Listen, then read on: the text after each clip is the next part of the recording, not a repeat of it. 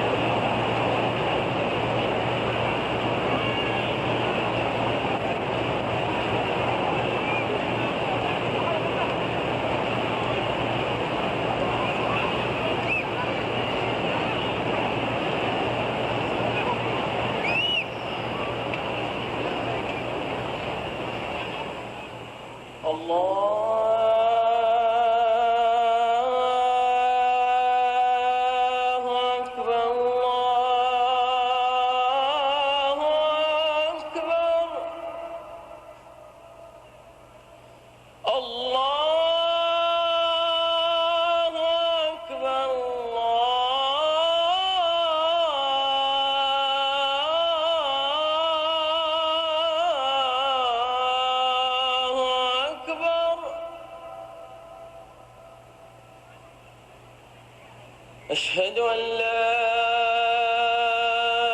إله إلا الله.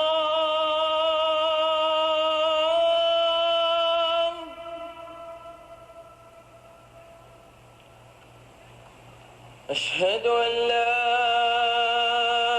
إله إلا الله.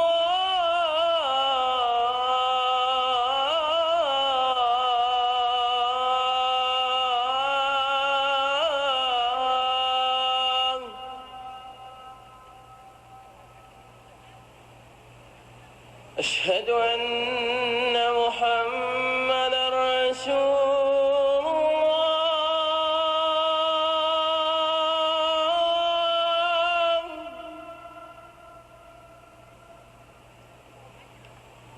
أشهد أن محمدًا رسول الله.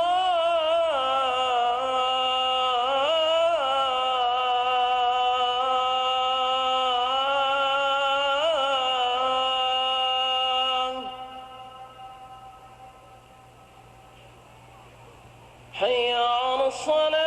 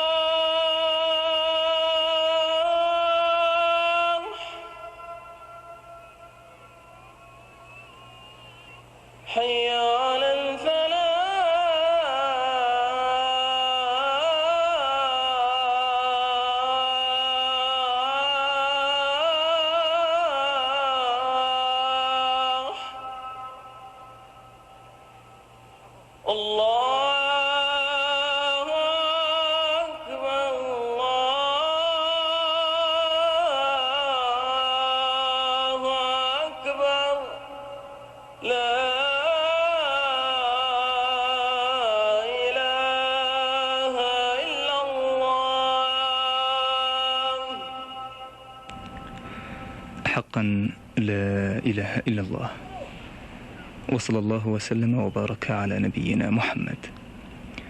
اللهم رب هذه الدعوة التامة والصلاة القائمة، آت نبينا محمدا الوسيلة والفضيلة وابعثه مقاما محمودا الذي وعدته. رضينا بالله ربا وبالإسلام دينا وبمحمد صلى الله عليه وسلم رسولا ونبيا.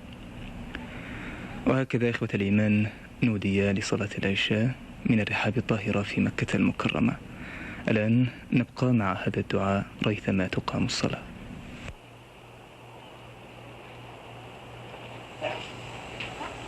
يا رب سبحانك لا إله إلا أنت، سبحانك إني كنت من الظالمين. يا نور السماوات والأرض، بنورك نستضيء، هالات أنوارك تنير ما سكن قلوبنا من الإيمان بك. ضحى اليقين في آياتك وآلائك، محى ظلمات الشك من نفوس عبادك. منارات الأرض أضاءت بترديد ذكرك وتوحيدك. ضياء جاء من الله فسجدنا لله تسبيحا وتنزيها. اللهم اغمرنا بأنوارك وأحينا في أنوارك. الدولي إبراهيم خميس من سلطنة عمان الشقيقة. أقدر هنا يعني اسمحوا لي أقول مبروك للنصر، مبروك للنصر، مبروك للنصر، مبروك للنصر. قبل ما تنتهي المباراة وقبل المباراة الأخيرة يوم الجمعة النقل المطلق على صدره، النقل ناحية اليسار إلى ناصر الفهد. سيطرة نصراوية، تتمرر لماجد. محمد عتيق يلعبها طويلة للأمام، خطأ للرفاع الشرقي.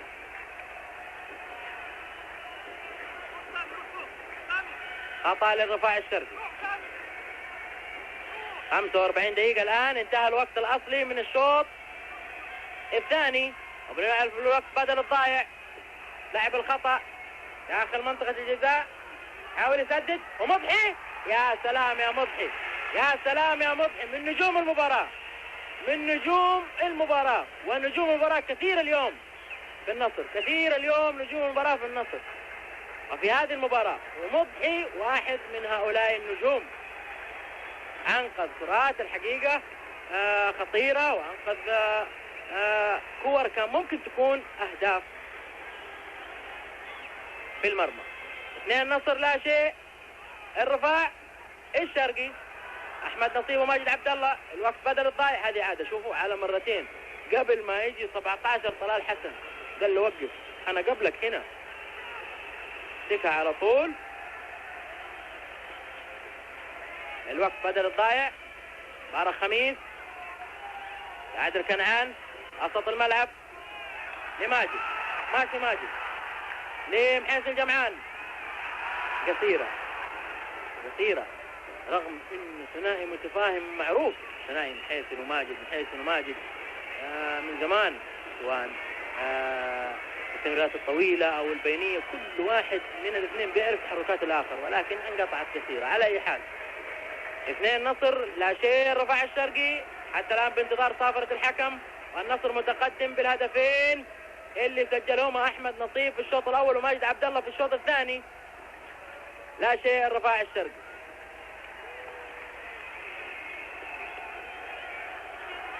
رمية جانبية. طبعا كل الوقت هذا في ساعة الحكم، كل الوقت هذا في ساعة حكم المباراة، هو الملكات الوحيد. طلعت 10 رجل خطوط، طلعت الكورة.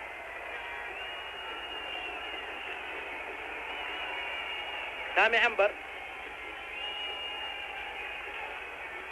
جيل عبد العزيز المليبي أطلق في هذه اللحظة الدولي العماني إبراهيم خميس معلنا صافرته عن نهاية الشوط الثاني، والمباراة بفوز النصر من المملكة العربية السعودية بطلا بكل جدارة وبكل فخر للبطولة الخليجية 13 لأندية أبطال الدوري. مبروك للنصر، مبروك للجماهير السعودية عامة، مبروك للجماهير النصراوية، مبروك لكل واحد فينا لهذا النصر الكبير في أول بطولة خارجية يحصل عليها نادي النصر. ألف ألف مبروك من الأعماق، مبروك لنادي النصر تحقيقه لهذه البطولة وكأس هذه البطولة قبل نهايتها. هناك مباراة يوم الجمعة القادمة مع الشارقة الأماراتي، ولكن تعتبر تحصيل حاصل بالنسبة لوضع النصر. 12 نقطة للنصر الآن، المركز الأول 10 أهداف له وعليه هدفين، وبطلا للبطولة 13 الخليجية بكل فخر وجدارة. ألف ألف مبروك لنادي النصر، وألف مبروك لجميع الجماهير في مملكتنا الحبيبة.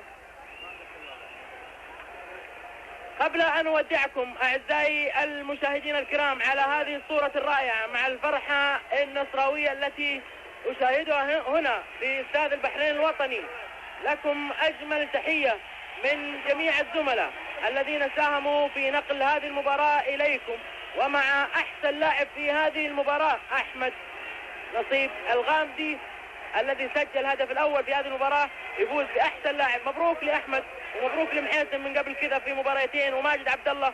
وفوز أي لاعب نصراوي في أي جائزة في هذه البطولة هو فوز لجميع اللاعبين، لجميع اللاعبين. مبروك للنصر، لكم أجمل تحية من جميع الزملاء في المراقبة الرئيسية.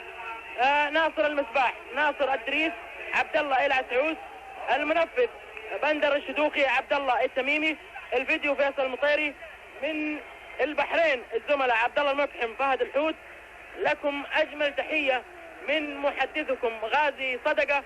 شكرا لكم وإلى اللقاء، وحتى ألقاكم في بطولة أخرى ومع كأس سعودي آخر بمشيئة الله. لكم أجمل تحية من البحرين، والسلام عليكم ورحمة الله وبركاته.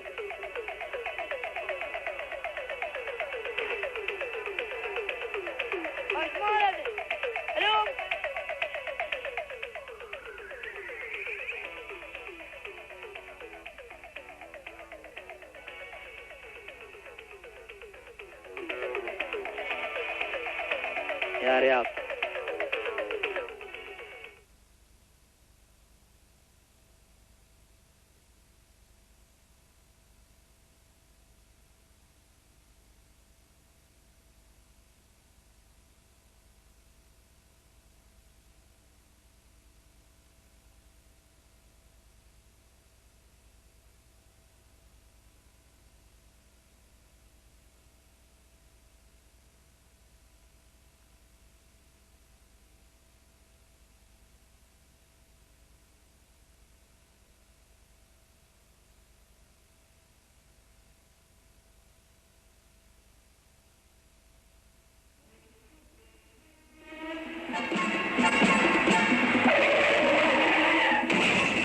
Be careful.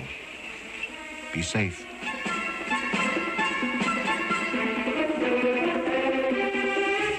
Driving at night.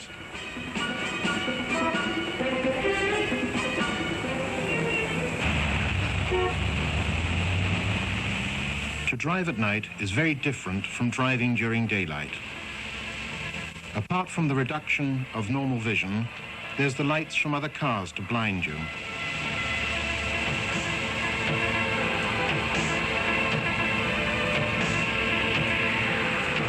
Also, the lights from shopping areas can dazzle and distract. This is made worse by some approaching car drivers using the high beam on their headlights, whether in the city or the outskirts.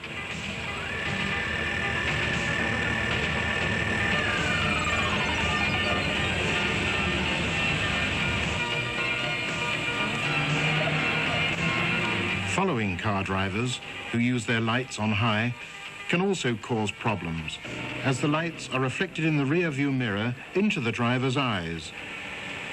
All of these things can easily lead to an accident.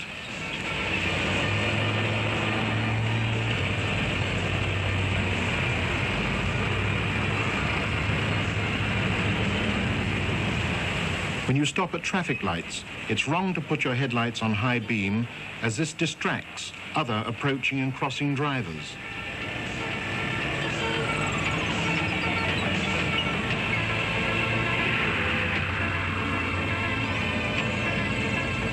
The car interior light is often left on by the passenger or the driver after having been used to read by. This causes reflections in the windscreen that make the view less clear and so more dangerous. It's far safer to travel at night with the inside light out. When traveling in the city along well-lit streets, there's no need to use the headlights on high beam. When motoring along unlit roads, where there are possible hidden hazards, it's correct to switch to high beam every now and then, but it should immediately be dipped if there's an oncoming vehicle.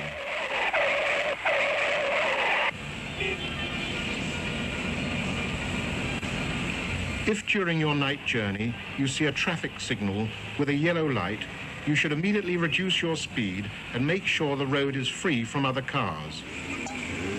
When you have passed the danger area, you can return to your previous speed and continue safely.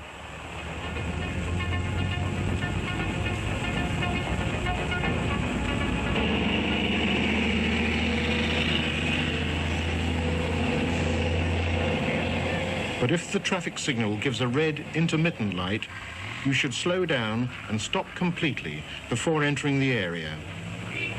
Then when you are sure that there are no other cars in the vicinity, you can continue your journey in safety.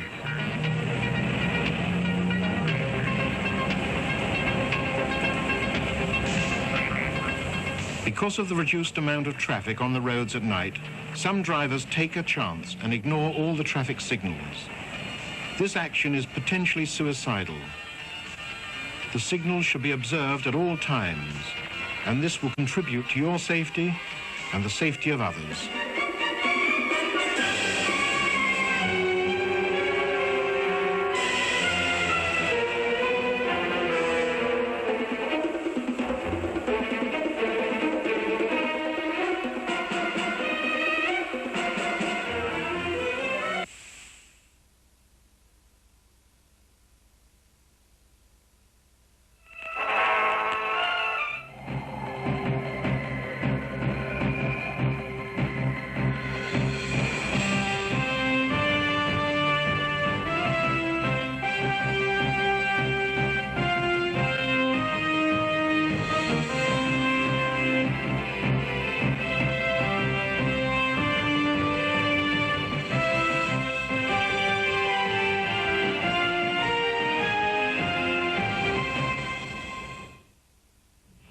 Le chef de Foreign Office britannique poursuit sa tournée moyen-orientale et s'entretient aujourd'hui à Damas avec son homologue syrien Farouk Al-Shara. Rencontre à Bruxelles du secrétaire américain à la Défense avec son homologue russe. Le Premier ministre français Alain Juppé présente son nouveau cabinet. Assalamu alaikum wa rahmatullahi wa barakatuh, mesdames et messieurs, bonsoir. Tels sont donc les titres de notre édition ce soir, édition que nous entamons par la page nationale. Le serviteur des deux saintes mosquées, le roi Fahd ibn Abdelaziz, a reçu hier soir au palais Assalam à Jeddah le secrétaire au Foreign Office, M. Malcolm Rifkind. Assistait à l'audience leurs Altesses royales le prince Sultan ibn Abdelaziz, deuxième vice-président du Conseil, ministre de la Défense et de l'Aviation, le prince Saoud Al-Faisal, ministre des Affaires étrangères, le prince Bandar ibn Sultan ibn Abdelaziz, ambassadeur du Royaume à Washington, le prince Abdelaziz ibn Fahd ibn Abdelaziz, conseiller au cabinet royal, M. Ibrahim Al-Angari, conseiller particulier du serviteur des deux saintes mosquées, M. Razi Al-Qusaybi, ambassadeur d'Arabie Saoudite à Londres, et M. David Gorboth, ambassadeur de Grande-Bretagne en poste à Riyad.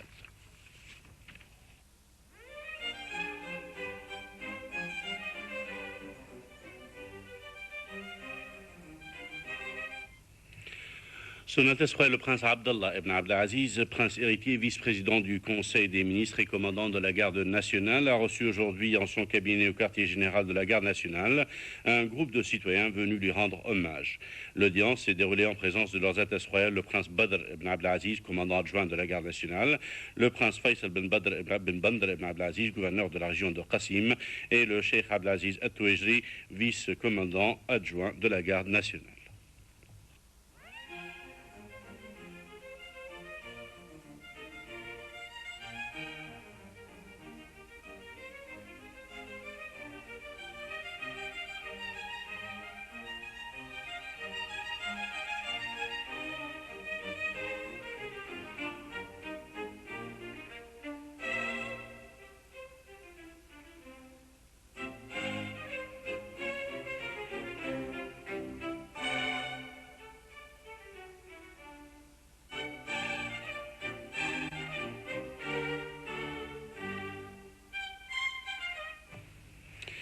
Son Altesse royale le prince Abdallah ibn Abdelaziz a également reçu l'ambassadeur de France auprès du royaume, M. Hubert de la Portelle, qui lui a remis un message du président français Jacques Chirac.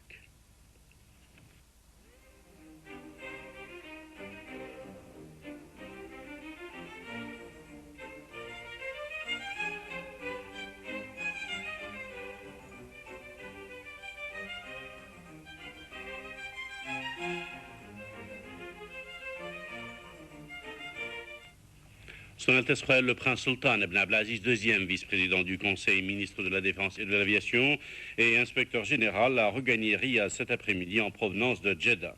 Son Altesse royale a été saluée à son départ par Son Altesse royale le prince Abdelrahman ibn Abdelaziz, vice-ministre de la Défense et de l'Aviation, entouré de plusieurs Altesses royales et de hauts responsables civils et militaires.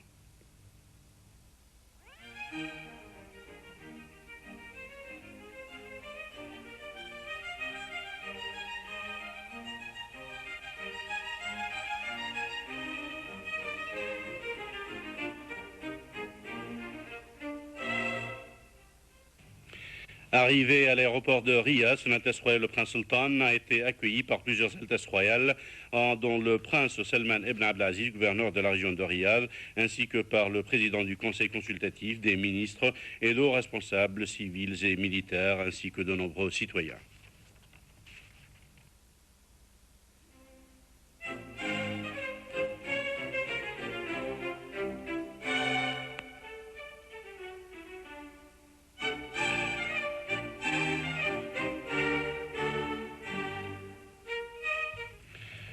Dossier international arrivé aujourd'hui du ministre britannique des Affaires étrangères Malcolm Rifkind à Damas, la capitale syrienne, où il s'est entretenu avec son homologue syrien, M. Farouk al-Shara.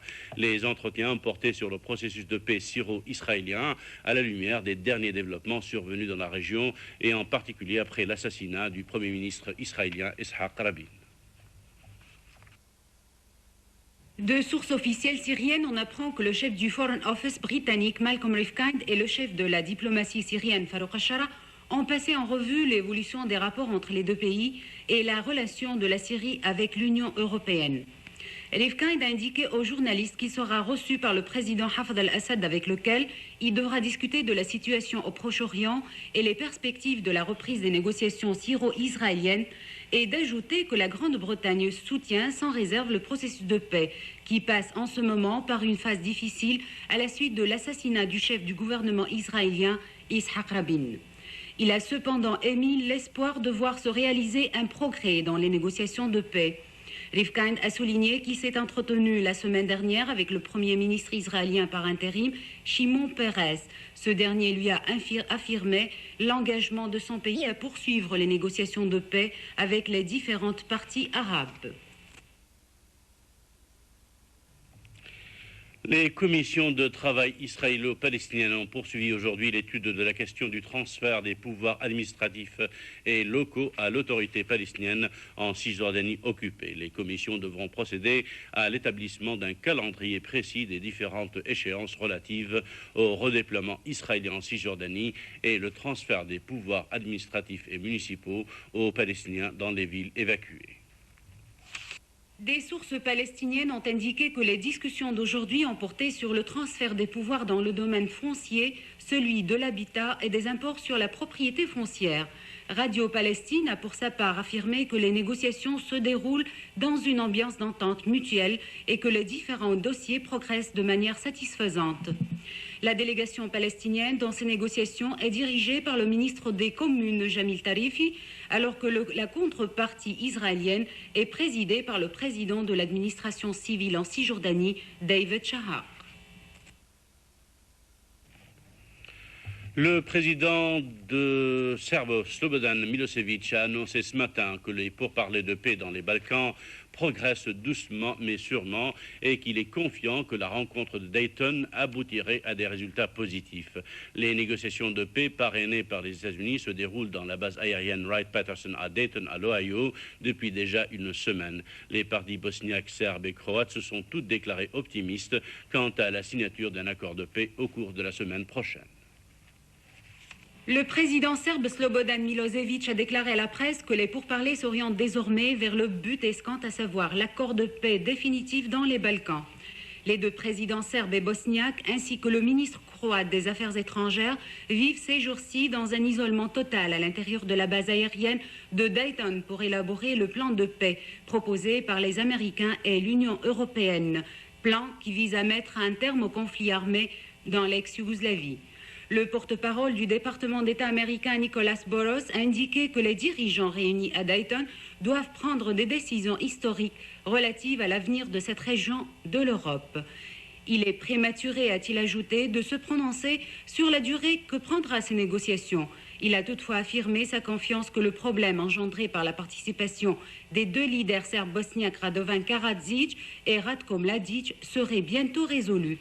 Le gouvernement bosniaque revendique que ces deux leaders soient traduits devant la justice pour crimes de guerre. Le président croate Franjo Tudjman devra rejoindre Dayton ce soir après avoir été contraint de retourner dans son pays pour participer aux élections législatives. Le secrétaire américain à la Défense, M. William Perry, s'est entretenu aujourd'hui à Bruxelles avec son homologue russe Pavel Grachev. Les entretiens ont porté sur plusieurs questions, dont notamment la situation politique en Russie et les prochaines opérations de maintien de la paix en Bosnie-Herzégovine. Les entretiens d'aujourd'hui se déroulent une semaine après les dernières négociations russo-américaines sur le déploiement des forces russes en Bosnie et le statut de ces unités au sein des contingents de l'OTAN qui devraient prendre place dans la région. Les Russes avaient rejeté l'offre occidentale d'intégrer les unités russes sous le commandement de l'OTAN et avaient proposé un commandement conjoint russo-occidental. L'Alliance atlantique avait décliné la proposition, estimant que la présence russe est avant tout symbolique et ne pouvait prétendre égaliser celle des pays de l'OTAN. Perry a déclaré à ce propos être convaincu que ce sera le dernier round de négociations entre les deux parties. L'OTAN avait promis d'envoyer 60 000 soldats, dont 20 000 Américains, et ce après la signature d'un accord de paix entre les belligérants dans l'ex-Yougoslavie.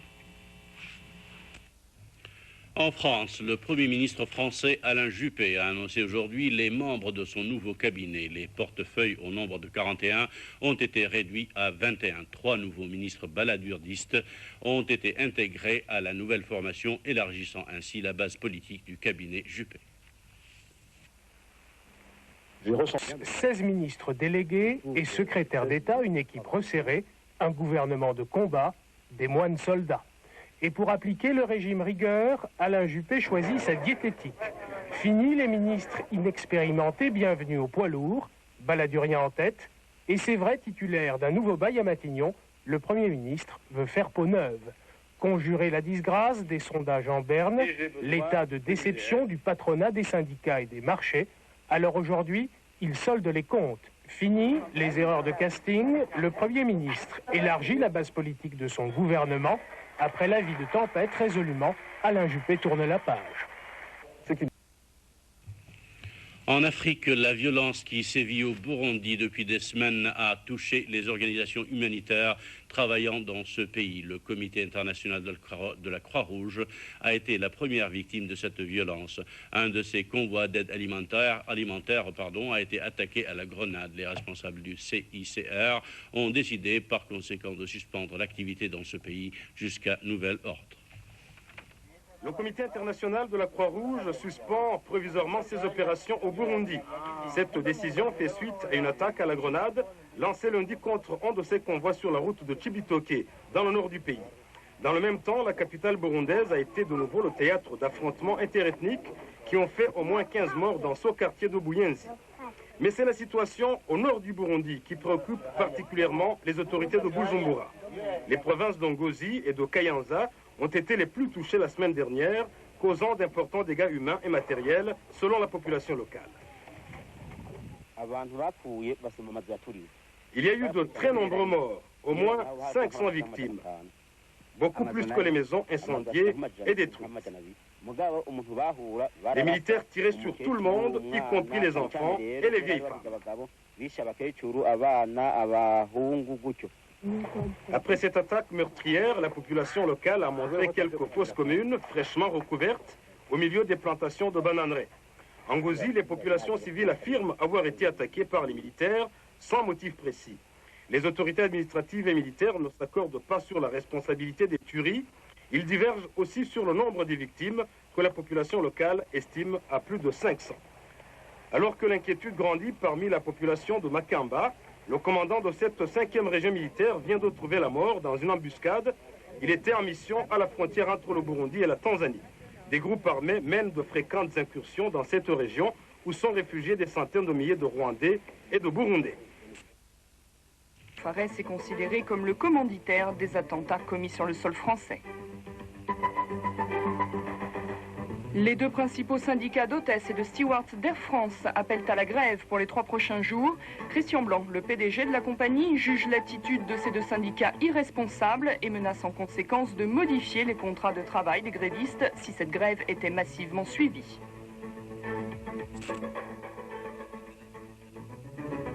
Le PDG d'une des plus grandes chaînes télévisées françaises placé en garde à vue, Patrick Lelay, qui dirige TF1, est accusé d'avoir versé une commission de 10 millions de francs au patron de la Française des Jeux, ceci afin de s'assurer un contrat... Journal présenté ce soir par Hedi Balazi, la régie a été assurée par Imad Abou-Slimane, réalisation Saïd Al-Malki. Merci de nous avoir suivis et excellente fin de soirée.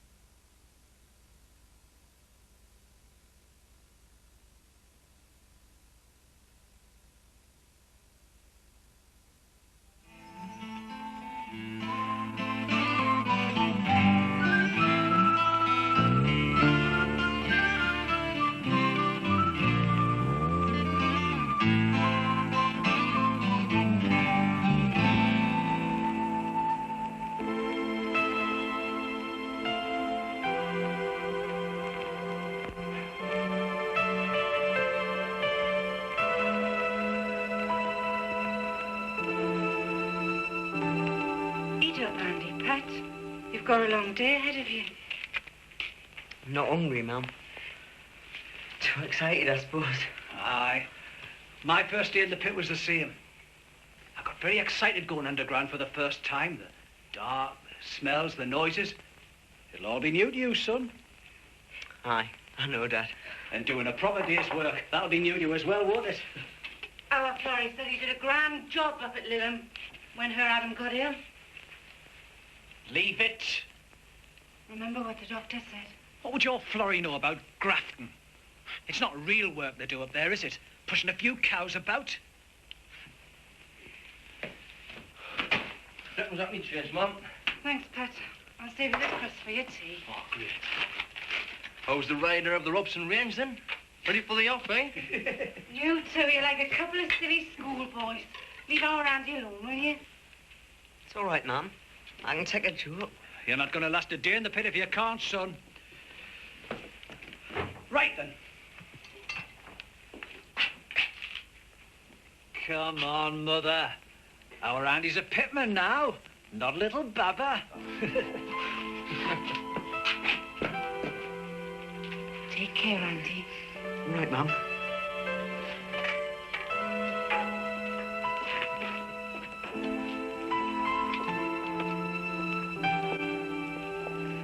The finest job there is for a working man, Andy, the pit. Aye, Dad. Me grandfather's people worked on the land, you know.